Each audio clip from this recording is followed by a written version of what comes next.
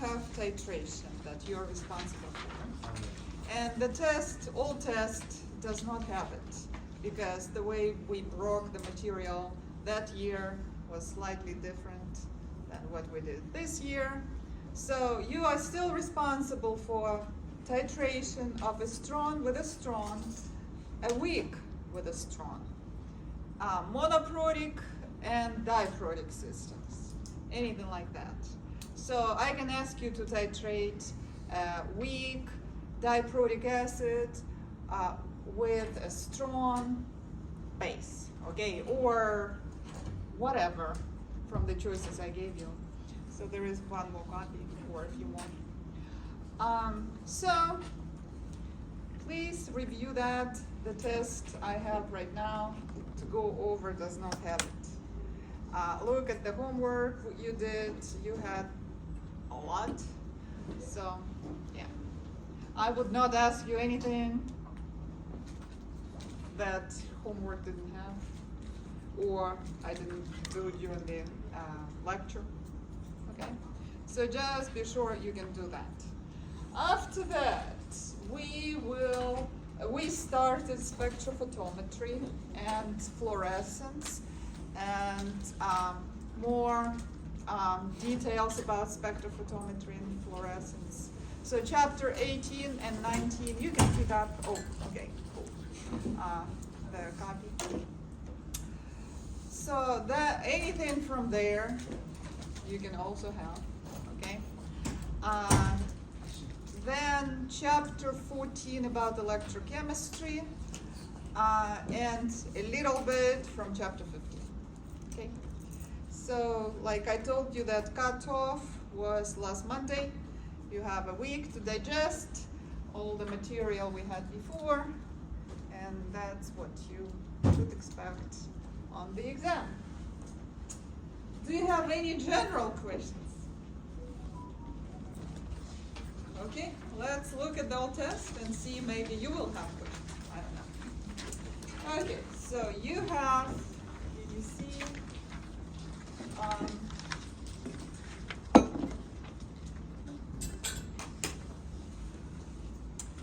You have a question about several reactions, all of them are biochemically important. And you have standard potentials provided.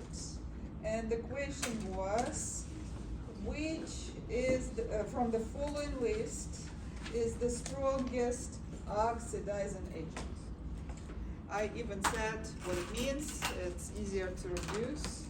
Right? And you need to give a chemical and explain why. Okay, guys, the easiest to reduce. You look at the reduction potentials, right? And you see which potential is the most positive. Okay? And you say, okay, that reaction will be the most favorable, right? So the most positive is 0.44 volts, and it's for the reduction of fumarate, right? So can you see that fumarate will be the easiest to reduce, because its reduction potential is the highest, most positive. And if it's the easiest to reduce, it's the strongest oxidizing agent from the list I gave you.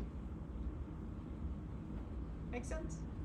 Okay, from the list I gave you, it's not a question, but I'm adding it right now. What is the strongest reducing agent? It means the easiest to oxidize. The NAD plus. Which one? NAD plus. So do you know how easy to oxidize this one? You know how easy it is to reduce it, but not to oxidize it. Okay. So, Would it be NADH? good. Yes, Oh, I see. this is it. It's the easiest to oxidize, but not NAD plus positive. Okay, this is not. Because The reduction potential is the least positive or the smallest. And we know that that chemical from the least, like I really don't know how, fumarate is oxidizing. I know how it's reducing, but I don't have oxidation potentials here or anything. Like those three products, I can talk about their ability to be oxidized, but not three reactants, okay? So that's NADH would be the easiest to oxidize. It would be the strongest reducing agent. I mean, that was not the question, but we discussed both. Hopefully, makes sense. Okay.